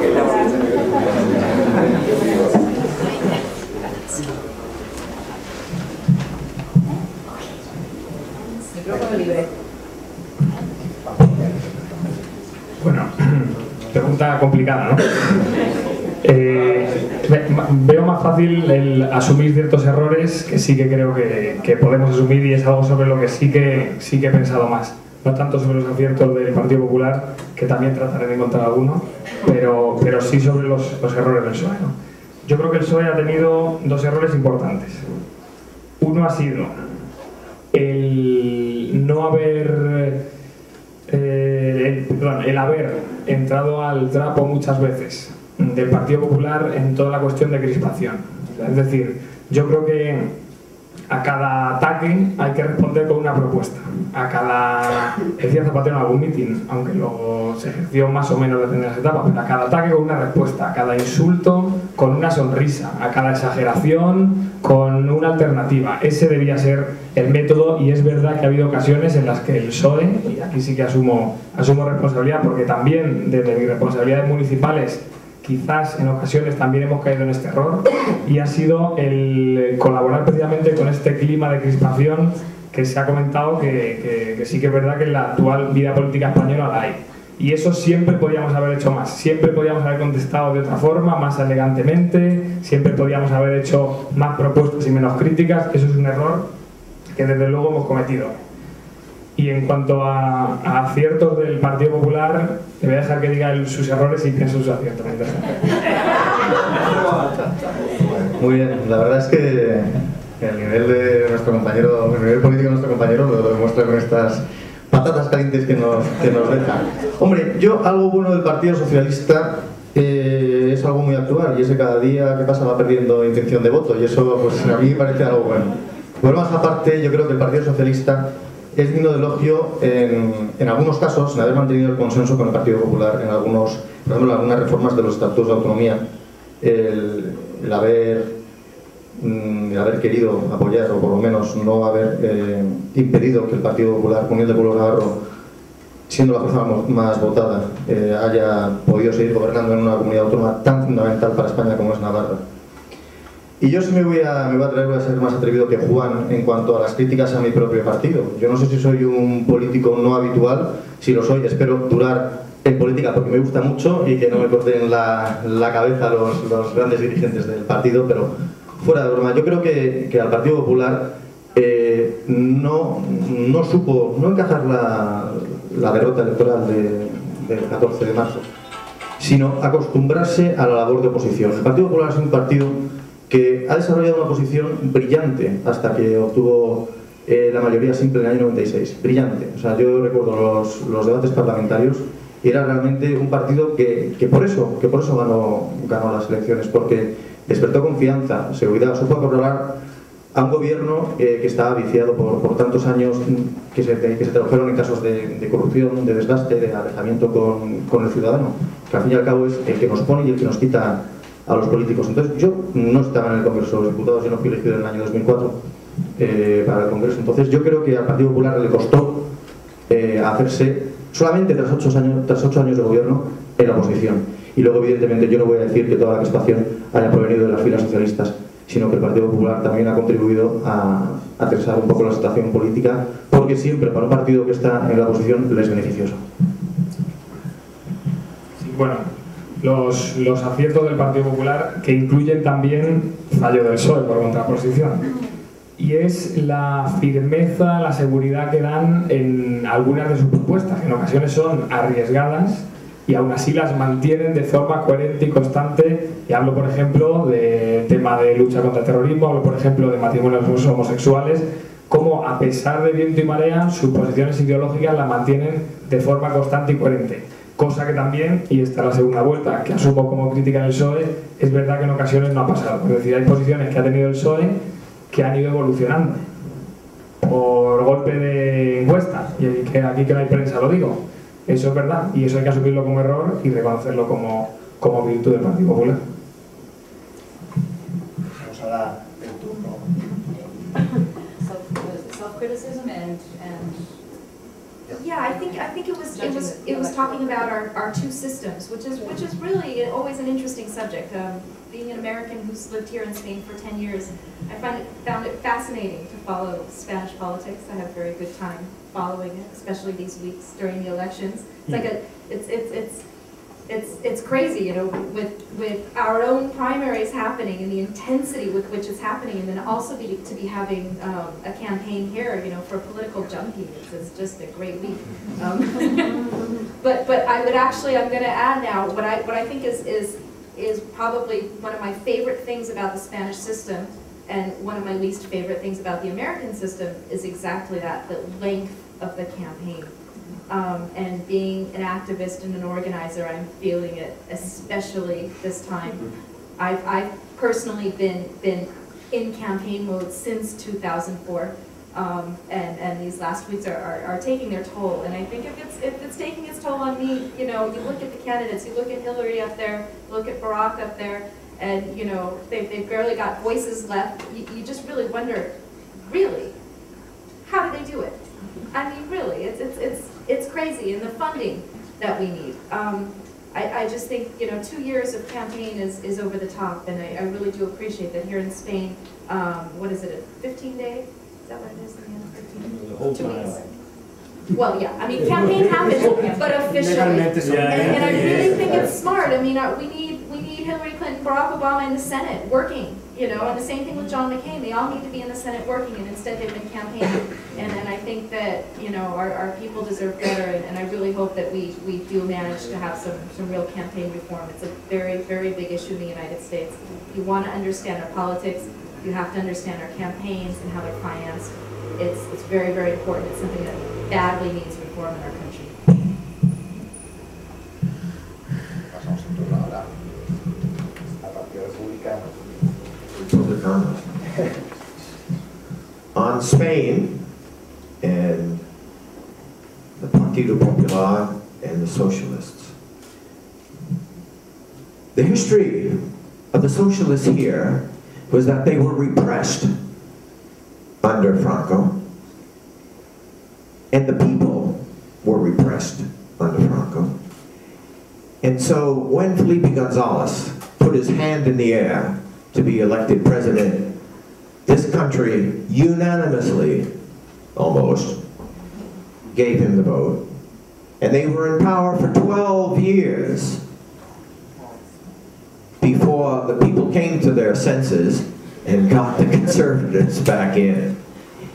And the conservatives were then back in with the Partido Popular for 1 term, 4 years, something like that. And I will obviously make mistakes on the statistics. In any event, the point that I want to make is that the socialists have come back in, and they came back in right after that disastrous bombing in 2004. And now, everybody has had a chance to see how they have run the country. And you may be of the opinion, particularly if you're retired, like I am officially, and I get a small pension, the socialists have increased that pension. So I would say, yay! However, I don't say yay, because I think that the people of Spain, come March 9th, are going to realize that the country has not been run as well as that perhaps they wanted it to be. And that they will then in turn give a chance again to the Conservatives. Jorge?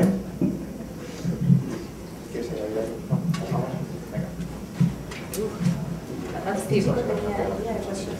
First? Okay. 1, 2, then David. We'll see if we can. We might have to break at one point and move this all downstairs because the wine is going to get cold or warm or something. But anyway, we'll keep on going. Sí, bueno, buenas tardes. Yo quería hacer una serie de preguntas a ver si más o menos entre todos somos capaces de aclarar. Primero, yo creo que la cultura del voto en España no está tan arraigada como en Estados Unidos, es decir, los americanos votan continua y constantemente y en cambio en España, pues yo creo que debido a la resignación que hay de la política, es decir, ¿a quién voto? Es votar al menos malo en vez de al mejor. Entonces la gente opta pues por no votar. Es un tema, yo creo, muy importante. Otro tema muy importante me parece el tema que ha dicho el señor Lobato respecto a la Iglesia. Es decir, ha habido mucha crispación con el tema de la nota de la conferencia episcopal. ¿Por qué? Es decir, en Francia existe conferencia episcopal y da comunicados. En Alemania no solo la conferencia episcopal, sino el equivalente protestante también los da. En Suiza igual. En Inglaterra igual. Oiga, ¿qué ocurre? La Iglesia... Es más, el comunicado de la conferencia episcopal comienza con las siguientes palabras. Y dice: pedimos que nuestros fieles vayan a votar con libertad y responsabilidad. Ya me gustaría a mí que muchos partidos políticos empezaran pidiendo el voto de esa manera. Y no lo hacen. Y simplemente, oiga, pues están en la responsabilidad y en el deber. La Iglesia no tiene otra solución que decir lo que dice porque no dan más opciones. Usted ha propuesto, el señor Lobato ha propuesto el aborto como un derecho de la mujer. Bueno, eso es muy relativo. Julián Marías dijo que el aborto era la aceptación social del aborto era uno de los grandes dramas del siglo XX. Y Julián Marías, usted está de acuerdo conmigo en que tiene bastante más conocimiento que bastantes de los aquí presentes. Es un gran filósofo del siglo XX, discípulo de Gasset, en fin. Y luego un tema ya de higiene, ya para concluir, de higiene política e higiene democrática. En España ocurrió un tema del que, vamos, un tema ocurrió casi en paralelo, ¿no? Que fue el GAL y el Watergate. Si en Estados Unidos hubiera ocurrido lo que ocurrió en España con el GAL, hubiera sido, vamos, una catástrofe. Y en cambio en España, sí, bien, pero se deja correr, Y no es decente que el portavoz del gobierno del GAL esté hoy en el gobierno. No es decente porque no es moral. Democráticamente no es correcto que esas personas estén en el uso. No por nada, sino porque en su momento dijeron una cosa y se han visto obligados a mentir. No, y vamos, simplemente esos temas me parecen de interés.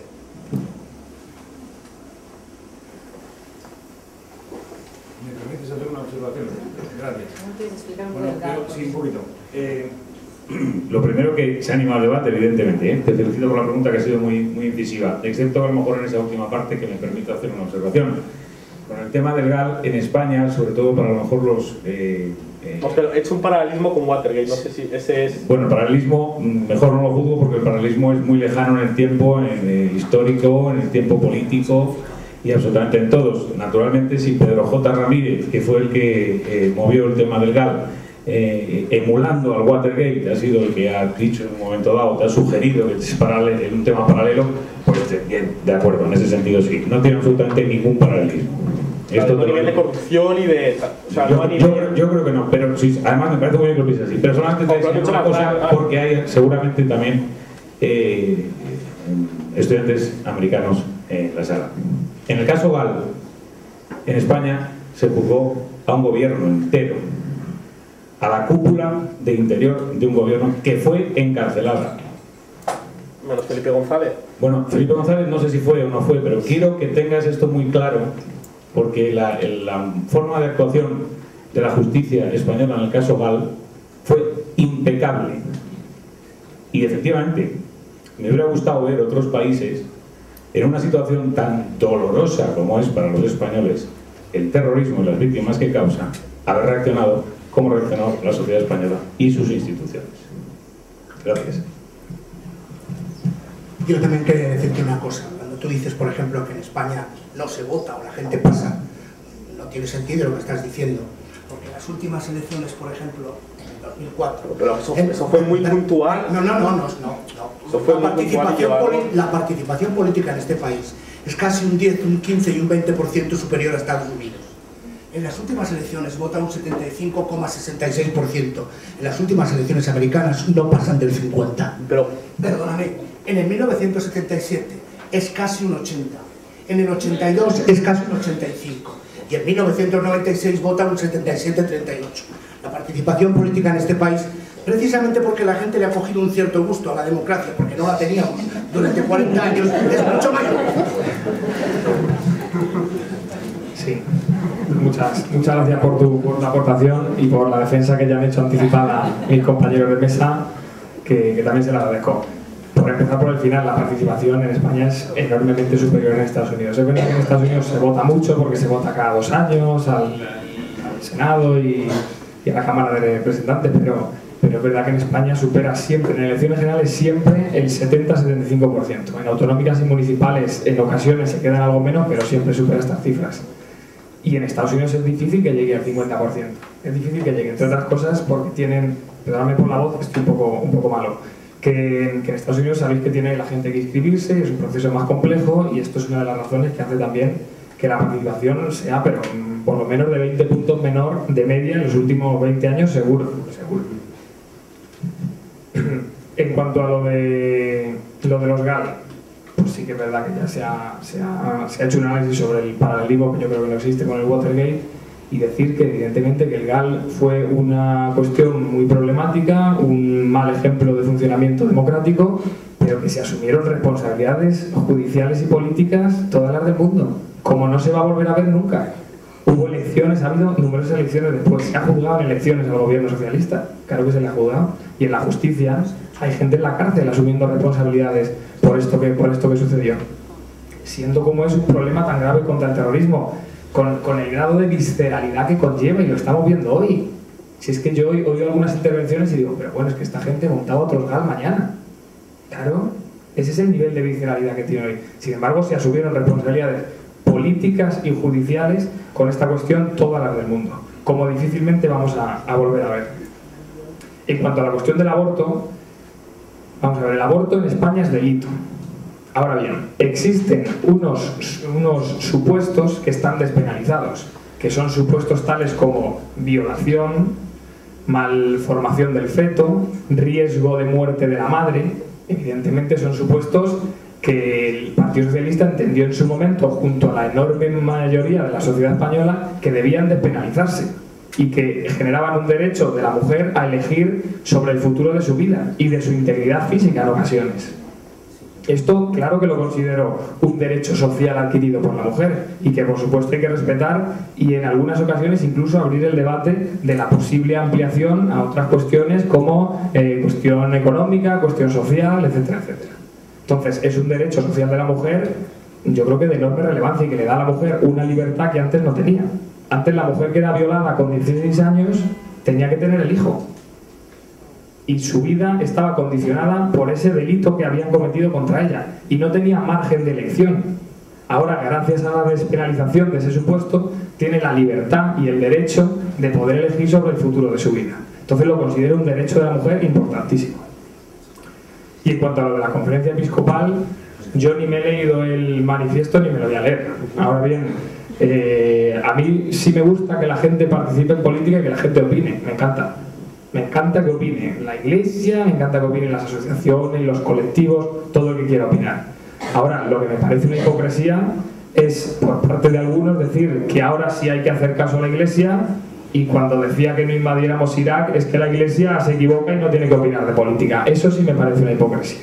¿no? La Iglesia da su opinión y luego... Claro, si a mí me parece, sé lo que te he dicho, se toma... me parece estupendo que la Iglesia dé su opinión y cualquier otro colectivo. Por cierto, que daba la opinión sobre la no invasión de Irak el actual Papa Ratzinger, al que se le llama inquisidor, dicho sea de paso, por parte de algunos sectores también de la izquierda. Juan. Yo creo que vamos a tomar 2 preguntas más y luego bajamos a tomar algo, ¿no? Digo yo, y podemos seguir ya en grupos pequeños. Una aquí y otra atrás, David. O sea. Bueno, mi nombre es Lidia, tengo 18 años, bueno, 19.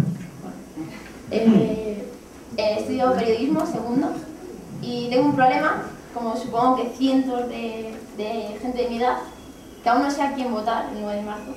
Y entonces yo me pregunto que, ¿qué me propondríais para solucionar mi problema?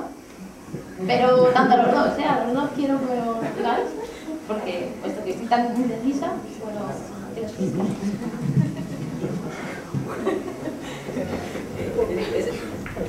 Creo que esa sería la pregunta para tomar un vino abajo, pero bueno, vamos a seguir. Bueno, la verdad es que seguimos con el nivel elevado de las preguntas a los representantes de los partidos políticos, algo por lo cual me alegro. Y evidentemente te diría, yo he venido aquí a hablar del programa electoral y ahora pues parece que estoy captando votos, pero bueno, al fin y al cabo es de lo que se trata y para servir estamos. Yo te diría que votaras al Partido Popular simplemente porque el Partido Popular ha demostrado que sabe gestionar.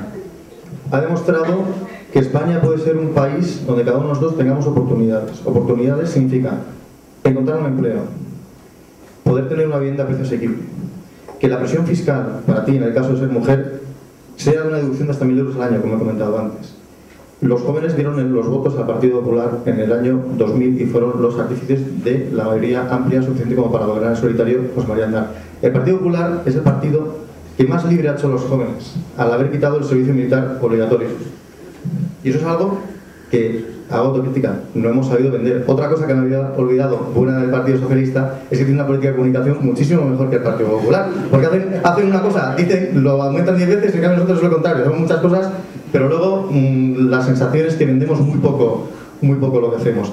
El Partido Popular también va a garantizar una estabilidad económica en el país que va a permitir la inversión extranjera, que va a permitir una mayor competitividad, que va a permitir una presión fiscal suficientemente baja como para que tú puedas ser más libre, porque vas a poder hacer con el dinero que has ganado de una forma justa y con mucho sacrificio lo que mejor te parezca.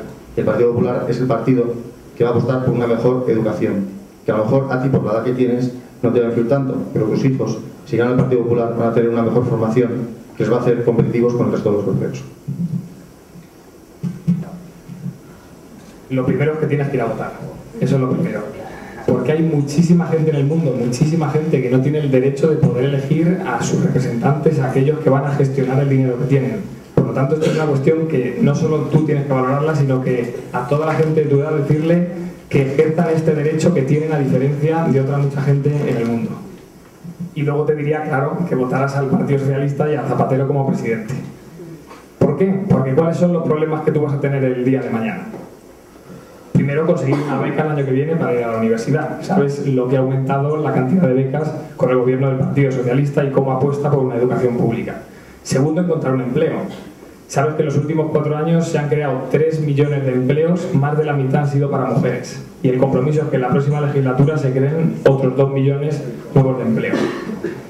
También querrás que tus hijos tengan una mejor educación. El Partido Socialista se ha comprometido, esta legislatura ya ha conseguido universalizar el derecho a la educación infantil de niños de entre 3 y 6 años y ha asumido el compromiso de gastar 300.000 euros en escuelas infantiles para niños de entre 0 y 3 años. Estos son varios de los problemas. Y luego un problema importantísimo que vas a tener es cuando consigas tu primer trabajo y quieras emanciparte, porque imagino que querrás emanciparte de tu casa, el poder acceder a una ayuda para los primeros años de emancipación de 210 euros al mes que te ayudarán en esos primeros años, que son los más difíciles, porque son aquellos en los que tendrás un trabajo más precario, aquellos en los que tendrás un sueldo menor, ayudarte con ese dinero a poder acceder a una vivienda de alquiler para poder desarrollar tu proyecto de vida. Por eso creo que deberías votar a Zapatero. ¿Te he convencido? Tienes 9 días. Bueno, Bueno, la última pregunta, ¿no? Sí, tal vez después de la pregunta de David, Alana y James Dodson could do the same thing. Did I just switch from Spanish to English? David. Bueno, una pregunta rápida, como no tenemos mucho tiempo y lo que nos espera. Yo, bueno, soy un estudiante de aquí. Lo que más me preocupa es la imagen de nuestro país, bueno, a los americanos, la imagen de nuestro país al extranjero. Y bueno, entonces quisiera saber lo que cada partido quiere, la imagen que quieren representar al mundo ahora. Y eso también para los representantes de los partidos españoles. A ver, como un país que ha crecido mucho en cuanto a su poder, su influencia en el mundo, la imagen que vosotros también queréis presentar al mundo.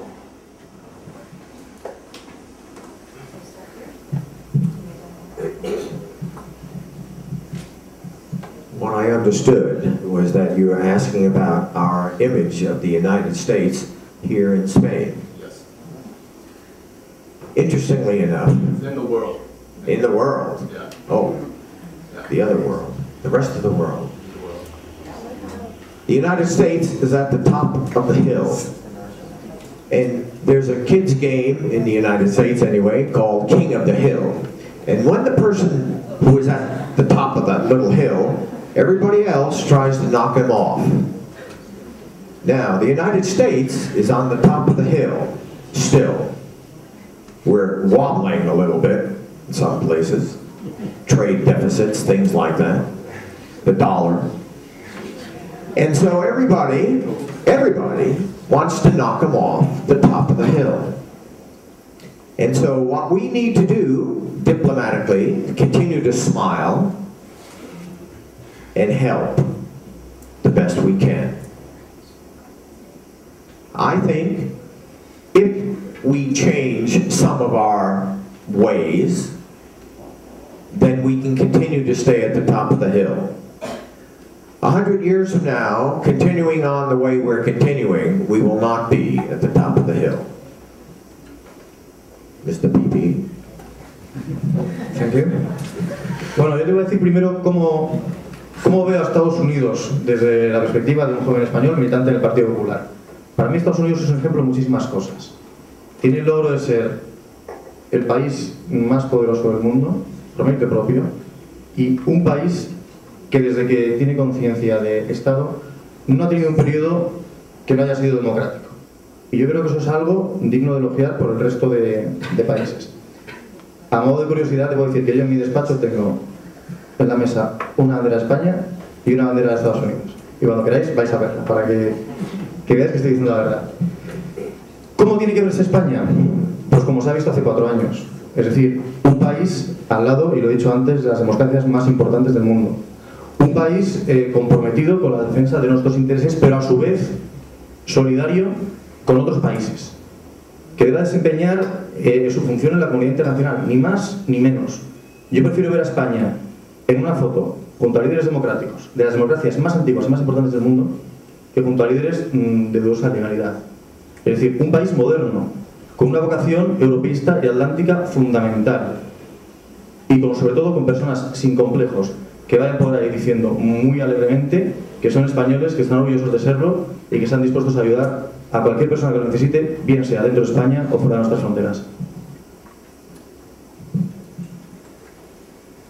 Estados Unidos, desde mi punto de vista, en España ha perdido durante los últimos 8 años bastante del crédito que tenía después del gobierno Clinton. Esto es una consecuencia evidente del gobierno Bush. Hoy en día, si le preguntas, una inmensa mayoría de los españoles te dirán que es el país que hace guerras ilegales, injustas, que invade países y que está pensando en qué nuevo país puede tomar como objetivo para invadir. Esto también es así porque no somos conscientes los españoles de todo lo que significa Estados Unidos. Somos conscientes de esto, que es lo que sale en los telediarios. Tampoco le puedes pedir más a la inmensa masa social, pero es verdad que Estados Unidos tiene otros muchos elementos que hay que valorar muy bien. Ahora, también te diré que hoy la imagen de Estados Unidos también está empezando a dar visos de ilusión, de esperanza, de ganas de que llegue ya noviembre y de que veamos un presidente o presidenta nuevo en la Casa Blanca, y se está generando una esperanza, yo creo que bastante grande en cuanto a cuál puede ser el futuro del mundo a partir de noviembre. Que esto es algo de lo que te doy mucha responsabilidad, así que asúmela y ser conscientes de ello. Creo que esto hoy por hoy en España también se está empezando a percibir. Y luego la imagen de España en el exterior. Pues la imagen de España en el exterior tiene que ser, y yo creo que hoy es, que somos un líder económico mundial. Como decía antes, somos la 8ª potencia económica del mundo. Hemos superado ya en renta por cápita incluso a un país como Italia. Y creo que hoy la imagen de España se rige por 2 ejes fundamentales, que son los que comentaba antes. Un país que defiende la paz y que ha dado muestras claras e inequívocas de ello, y un país que apuesta por la cooperación con los países en vías de desarrollo o subdesarrollados. Esa creo que es la imagen que tiene hoy España en el exterior y la que espero que siga teniendo en el futuro. Well, I think for all of us Americans, I'd ask you, remember the first time you ever went abroad? And I don't know how it was for you, but for me, it really was an eye-opener. I don't think I really appreciated our place in the world until I went abroad. I went to New Zealand, and the US had banned their mussels. And no one in the US knew about it. We're too big, we don't notice these things. But there, it was a major economic crisis. And I think until you see something like that close up, sometimes it's hard to understand as an American how much power we do have and what an enormous responsibility that is. Something that Jim said that I entirely agree with, that the US will not be at the top of the hill forever if we don't change some things. And that's exactly what the Democratic Party is offering in this election. And we've seen it. We've seen that the US absolutely needs to improve its image in the world. Some of us actually met about a year ago to speak with an Undersecretary of State about this very issue. So the Bush administration is aware of this issue, but unable to do anything to change it, or unwilling, I think, is really the case. But absolutely, I think with the change in the administration, we're going to see a big difference. Democratic Party believes in diplomacy. We believe in standing by our allies, and we're not going to see unilateral decisions to go to war under the watch of the Democratic Party. I think it's also very exciting to see that our party has 2 candidates that are completely new. We've never had a female candidate and an African and American candidate as the 2 viable candidates. And I feel very confident. I take my responsibility seriously here, that I will do my best to get the very biggest vote out from Spain ever. We've already done that with the Democrats Abroad primaries. We're very proud of that number. We're very proud of the participation, and I know that any of you Americans in this room who stay here through November, I trust that you will register to vote through votefromabroad.org and participate. I believe we are going to win in November. We're going to have a woman or an African-American man in the White House, and that absolutely is going to go very far to change our image in the world. Yeah.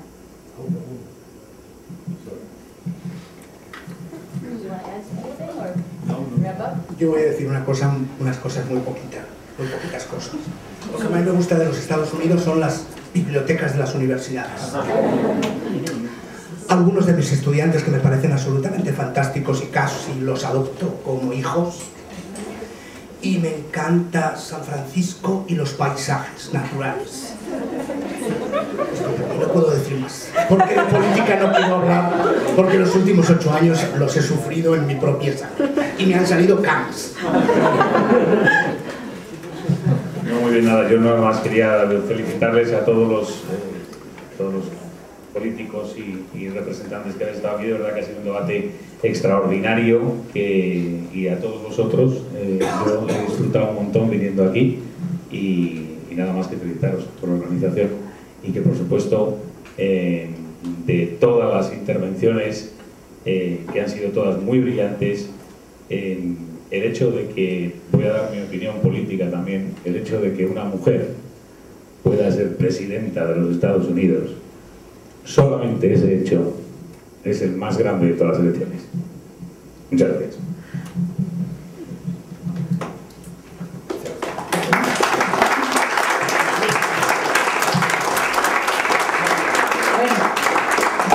Más largo de lo que esperábamos, pero me alegro mucho, además me alegro mucho de ver que casi todo el mundo se ha quedado.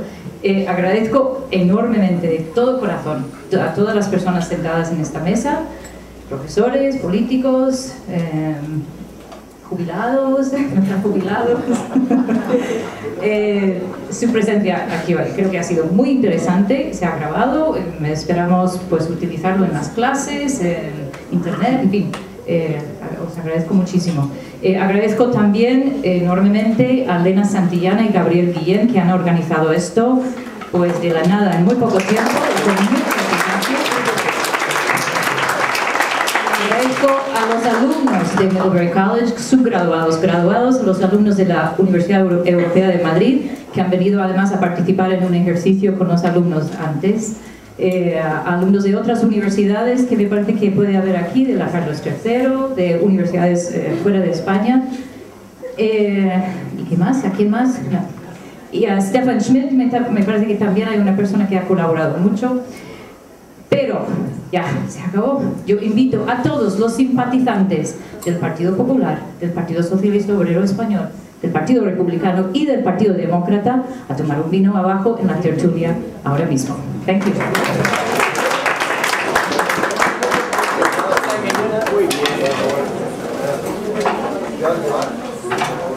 Felicito por tu pregunta, que es una pregunta brillante. Solamente he querido matizar, porque al haber en el auditorio gente de los Estados Unidos, pues a lo mejor el caso podría resultar un poco